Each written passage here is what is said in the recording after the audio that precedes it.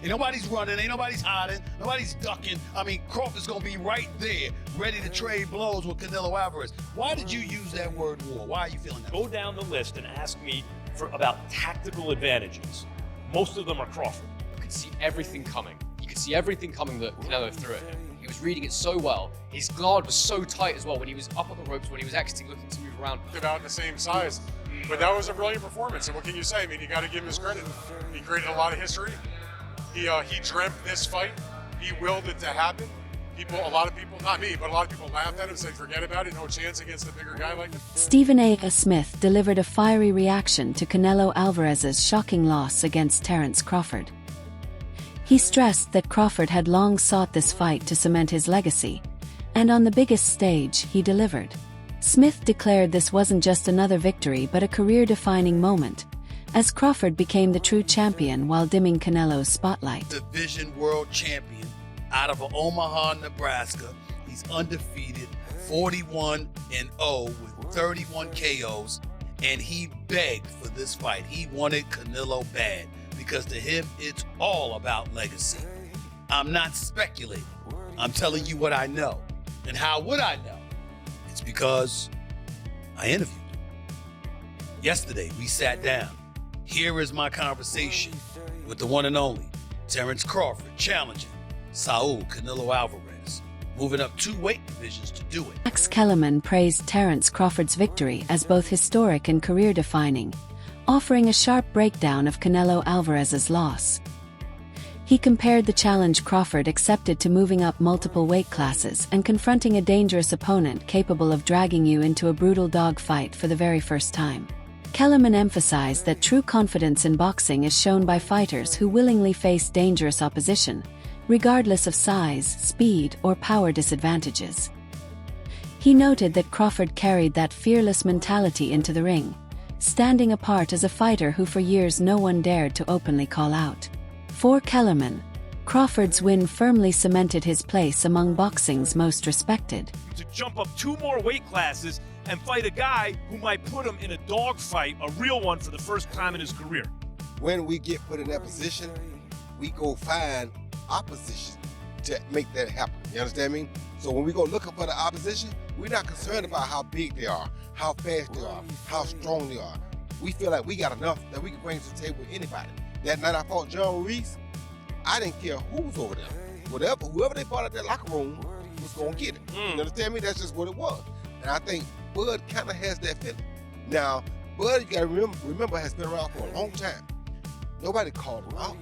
You understand me? All the time Floyd came at the boxing floor, I never said I want Bud Crawford. No one ever said his name. Hey, all I know is one thing, Israel Nazarov, he didn't get it, he barely lost. Yeah, but I was just saying, but nobody called his name. Shakur Stevenson's admiration for Terence Crawford has always been evident, but after Crawford's emphatic win over Canelo Alvarez, his words carried far greater weight. Stevenson explained that Crawford not only fulfilled every promise he made before the fight, but also demonstrated why he is regarded with such high respect. He admitted that since the earliest stages of his career, he had studied Crawford's style, mindset, and discipline as a blueprint for success. Witnessing his idol achieve such a historic accomplishment reinforced Shakur's belief that greatness is the product of years of dedication and consistency. To him, Crawford is more than just a champion. He is a mentor figure who sets the standard younger fighters strive to reach. Canelo said we're going to outbox him. He did exactly what I called years ago, and tonight he proved that he's the greatest boxer ever lived. In the interview with Dimwit, you said you felt like going on a run watching that tonight. How much inspiration can you take from someone like Terence? I take everything from him. I've been a runner since I was a kid, and just watching that greatness. Stephen A. Smith reflected on Terence Crawford's determination heading into the Canelo Alvarez fight, noting that while many fighters might have asked a superstar like Canelo to drop down to a more comfortable weight, Crawford refused. Instead, he insisted on meeting Canelo at 168 pounds, fully entering his rival's territory. For Crawford, this challenge was never about convenience. It was about legacy. Smith reminded viewers that Canelo remains one of boxing's most elite champions, with a resume loaded with titles across multiple divisions. By demanding the fight exactly where Canelo reigned strongest, Crawford proved his hunger for greatness, showing he was willing to pursue glory on the sport's most difficult stage. 1-0, Molly, with 31 knockouts. He's taking on all comers. I asked him, you're moving up in weight. Why would you not try to get Canelo to come down from 168 to 160 to meet you halfway, since his last fight was at Crawford's last fight was at 154? Crawford said, I want what he has. I want to go take it. I don't want to make, I don't want to make concessions and alterations. I'm coming to take what he has. And you look at him, and no one believes that he can't pull it off. He can box, he can punch, he's smart, he's elite, and he wants Canelo. He begged Canelo for this fight. Aid Oladipo pointed out the dramatic shift in public perception surrounding Terence Crawford. Before the fight, many critics dismissed him as too small, too old, and incapable of competing with a powerhouse like Canelo Alvarez at a higher weight. Yet after the fight, those same voices quickly praised him, forgetting the doubts they once expressed. Aid stressed that Crawford earned every bit of recognition because he took the hardest possible path. Moving up from smaller divisions and then challenging a dominant champion like Canelo was no shortcut. It was a massive gamble. By beating Canelo decisively, Crawford proved his greatness is not defined by size or age, but by unmatched skill, discipline, and relentless determination. Crawford did it again a few hours ago against Canelo. And what makes it even special, or more special, for Crawford is that he did it jumping up, as we know, a couple of weight classes. He did it against one of an all-time or another fellow all-time great, and he did it against someone who was undisputed and still a pound-for-pound top 10 guy. That's what Crawford did, people. So, all those things people were saying in the lead up to this fight, Canelo's going to be too strong, Canelo's too experienced, Crawford's going to be 38, all that. You have to remember all of that when you give Crawford his flowers. Don't like, Canelo looks old. No. I don't want to hear any of that. I've started to see a few people on Twitter start to kind of sort of find excuses already. No. Remember everything you said, because Crawford deserves all of that. All of that. Crawford was incredible. Honestly, in the pocket, he was at times showing Canelo, no, I'm stronger than you. I'm going to bully you. Oh, you think you're going to get me in the clinch because you're Mr. 168? No, look at the size of me. I'm jacked as well. I'm swole. And he was moving Canelo around. So by doing that, he got his respect. He didn't switch to orthodox once, stayed in the southpaw stance because he realized early, Canelo don't like this. Canelo does not like this southpaw stance. Canelo's tripping over himself. I'm going to stay here. I'm not going to switch it. No, I like this work. I'm going to stay here. On the ropes, like, okay, come in, because when you come in, I've got that as well, and I can hurt you as well. Spinning off the ropes. His jab was fantastic. They put up the jab numbers. He was out jabbing Canelo it was almost like 10-1, maybe even 20-1. It was fantastic, and when he needed to land those power shots, he was landing those power shots. It was an incredible performance. The Wade Concept analyst offered a crucial perspective by dismissing the idea that Canelo Alvarez's loss could simply be blamed on decline. He highlighted that Terence Crawford is actually older than Canelo, making age an invalid excuse. On top of that, Alvarez entered the fight with clear advantages in size, power, and comfort within the division. Yet despite these factors, he was still convincingly beaten. WD argued that this outcome wasn't about Canelo slipping past his prime, but rather about Crawford rising to an entirely new level.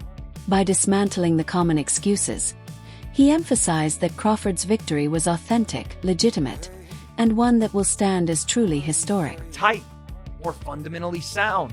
While Canelo, even when he was able to get to range, it wasn't a lot, it wasn't often, he was having a hard time landing clean because everything was super wide and out here and to the body out there. And Crawford would either circle out to that same side, to Canelo's lead hand side. He would circle away because Canelo would step straight to Crawford and chase him and not necessarily cut him off. And even when he threw that hook, I was looking for the hook from Canelo right hand as he stepped through, right? Corral with the lead hand, bang the right hand because you're fighting a southpaw. So yeah, your jab may not be as effective in landing and managing distance and all those things, even though for Terence it kind of was. For Canelo, I was expecting a lot more of that right hand down the middle and over the top, and then jabbing his way, feint jab right hand, and then that lead hook that I thought he would be able to corral Crawford, because Crawford did want to move away from Canelo. He did. He wanted to move away from that power hand. Smart to do. Canelo never took that extra step to step outside of Crawford's lead foot. Again, that orthodox southpaw matchup, it's always going to be a battle of that lead foot. He never took that next step to get outside of that lead foot and then step through Crawford, step to his left where Crawford was going and land his right hand. He just felt like he was falling off to his right with his right hand, and once he fell off to his right after he threw the right hand, there was no follow-ups because he was off balance and Crawford was out the gate and circling back to reset the action. This was a masterful display from Terence Crawford. And again, I looked at this fight, and I don't want to do the thing where I said, oh, Canelo's washed, he's over the top, he's old. Terence Crawford's older than Canelo. Is he as weathered as far as fights are concerned? No. But you can only do one thing when talking about this fight, and that is give credit to Terence Crawford. If you want to say Canelo looked old, that's fine. That's on you. I'm not going to say. Former world champion Carl Froch analyzed Terence Crawford's tactical adjustment in the middle rounds. Froch explained that after the 6th and 7th rounds, Crawford recognized the need to press forward and take greater control. His jab became the key weapon, disrupting Canelo's rhythm and forcing him onto the defensive. Froch praised Crawford's ring intelligence, noting his ability to adjust at exactly the right time. Instead of allowing the fight to drift, Crawford seized the momentum and imposed himself with sharper, more aggressive command. Nation punches on the back foot, sort of dictating the pace. And then after about round 6 or 7, Canelo Alvarez knew, 1 second, I need a little freshener. Canelo knew he had to step on the gas. He knew he needed to put the fight on his front foot and take it to Terence Crawford and start to try and catch him and bang him up. And when he headbutted Crawford, I thought that could be the start of it. A bit of a nut, get that down. Yeah, I don't think there was a cut, but the referee stopped and had a look. And I thought, now Canelo's going to step on the gas. And he did that. He stepped on the gas, he started getting in close, and he started landing a few more shots than he was in the previous rounds, but it wasn't enough. Terence Crawford was able to catch and counter. He was landing a sneaky uppercut from the southpaw stance. He was dominating behind his jab, and then when Canelo stuck it on him, he was dominating up close in the pocket. He was beating him at his own game. Canelo Alvarez must have been fuming in there. He must have thought to himself, what can I do? He couldn't do anything. He needed to pick up the pace, put the pressure on, and sustain the attacks. And I don't want to take anything away from Terence Crawford, but Canelo Alvarez couldn't do that. He couldn't do it for long enough. Crawford looked like he could have done 20 rounds in there tonight at that pace, the way he was dictating and controlling. And Canelo Alvarez was getting marked up, he was breathing heavy, he was getting tired, he was reaching with shots, and he was getting torn apart. It was an absolute masterclass by Terence Crawford. Canelo tried, Canelo came, he had a go, but to be honest, I don't want to rain on the parade of Crawford. But Canelo Alvarez, for me, he's well past his best now. He's seen better days. He hasn't got the pace, he hasn't got the fitness to sustain the attack. Afterwards in the interview, he said, I felt great, it's great, I feel good. And don't forget, Crawford's a couple of years older. So I think it's the miles on the clock. Canelo Alvarez had like 67 fights. I know Crawford's had a fair few fights, but he's about 20 fights behind him. So the miles on the clock have caught up with Canelo Alvarez. He's feeling the pace. A boxing analyst broke down why Terence Crawford's victory over Canelo Alvarez should be remembered as a true masterclass in ring intelligence. He described Crawford's performance as brilliant, almost genius-like, highlighting how Crawford appeared to anticipate nearly every punch Canelo attempted. Instead of reacting late, Crawford's preparation was evident. He had studied Canelo's tendencies in depth and was ready with the right counters before the punches even arrived. This foresight allowed him to stay a step ahead throughout the fight, reducing Canelo's usually dangerous offense to something predictable and limited. The analyst pointed out that many elite fighters have struggled to withstand the pressure of Canelo's powerful combinations, often freezing under his relentless attack. Crawford, however, dismantled those very combinations with calm precision, showing no signs of being rattled. His performance was not built on brute force but on meticulous preparation, superior ring IQ, and disciplined strategy. Each defensive maneuver flowed seamlessly into crisp, accurate offense, keeping Canelo consistently off balance. According to the analyst, this was far from a lucky upset. It was the result of years of experience, calculated planning, and flawless execution. By neutralizing one of boxing's most dangerous champions, Crawford further cemented his reputation as one of the sport's greatest tacticians. Cut this off. When he did get his foot to the outside, that was an option. But over time, Crawford, as he always does, as the genius boxer that he is and is able to do, starts to find those counter punches. And there was two counters in particular that I noted during the fight that I felt were absolutely key for Crawford. The first was the counter off that left hook to the body. Now, Canelo did land these sometimes. That left hook he throws, the lead left hook, is quite unpredictable. But he started to land it quite effectively to the body from time to time. But what Crawford was doing was he was catching it with his elbow, then he'd throw the straight left hand back at Canelo as a counter shot. He'd throw multiple shots. And what I really loved about his counter work was he'd never throw more than singles or twos or threes. He never got carried away. He never did too much with Canelo. Don't get me wrong though, Canelo was still defensively very astute in this fight, but he simply didn't have the foot speed to get to Crawford. He couldn't do it. And he didn't want to use his own jab because I believe Crawford's lead hand is so effective that southpaw stance really meant he could dominate the fight with his own lead hand. Canelo's not a massive jabber himself, but now that he was fighting someone closer to his size, I thought he might try and implement a jab, but he didn't because Crawford's counters were just too fast and too good. There was a couple of moments in this fight, and I said in my prediction, I thought that you would see Crawford in moments looking absolutely electric and just outclassing Canelo, looking too fast and lighting him up, and we saw that. I'll never forget the beginning of round 9 where he actually stood in the pocket with Canelo and he just rolled with the shots and he was throwing counters. It was absolutely brilliant. But the second counter that he used that was really effective was he'd allow Canelo to throw that single right hand, that straight right hand, that backhand for Canelo, make him miss and come back with his own straight left hand over the top. I also thought that Crawford stabbing to the body was very good. He'd throw straight shots to the body, and that was something I predicted from the Lara fight that he would be able to do. That was also where I got the idea with the exits that I felt would be useful. And the reason we knew they'd be useful and important was because of Saunders just not really dealing with the two. Dan Rafael shared an insightful perspective on how the fight was viewed beforehand. He noted that many fans and analysts dismissed the idea of Terence Crawford defeating Canelo Alvarez, often laughing at the notion. Yet Crawford himself never treated it as an impossible task. According to Rafael, Crawford didn't see a major size difference between them. He viewed Canelo as an equal. That self-belief translated directly into his performance inside the ring. Rafael emphasized that confidence is often the key factor separating success from failure. By refusing to absorb the doubts of others, Crawford positioned himself to shock the world and completely redefine expectations of what he could achieve. Where you really start to back the supposed bigger guy up, although for me, they looked about the same size. But that was a brilliant performance, and what can you say? I mean, you got to give him his credit. He created a lot of history. He dreamt this fight. He willed it to happen. A lot of people, not me, but a lot of people laughed at him, said, forget about it, no chance against a bigger guy like that. But he showed his greatness. You spoke about looking to back up Canelo in the fight, as you mentioned there, before it took place. How much of a surprise was it, though, just to see how comfortable he felt doing so? I think it took him a little while to figure out that, you know what, he doesn't hit as hard as some people were saying, and that I can get in and out, and I'm going to be able to stalk him and walk him down a little bit. And he had Canelo extremely frustrated. And so I guess I was a little surprised he was able to do it, especially in those last couple of rounds. But he definitely was the guy that was going forward and backing. I mean, I've been watching Canelo for his entire career as a known fighter. This is my 24th Canelo Alvarez fight in person. I can't say that against anybody, including big punchers like Triple G and Kovalev and people like that saw him get forced back. That's not normal for a fight with Canelo Alvarez. And given your time covering Canelo Alvarez and those defeats that he's had in his career, Bivol tonight, amongst other kind of contentious decisions, how much is this one going to hurt? Because there's always been those question marks for the last few years. Is he on the decline?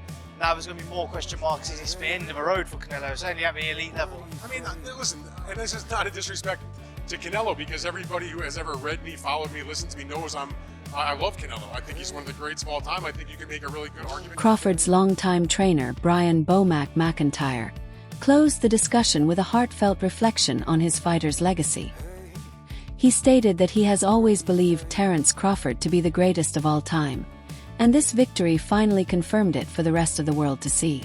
Bomac stressed that while Crawford has earned a well-deserved break after such a grueling journey, retirement is not yet being considered. Instead, Crawford will take time to rest and recover before deciding on his next move.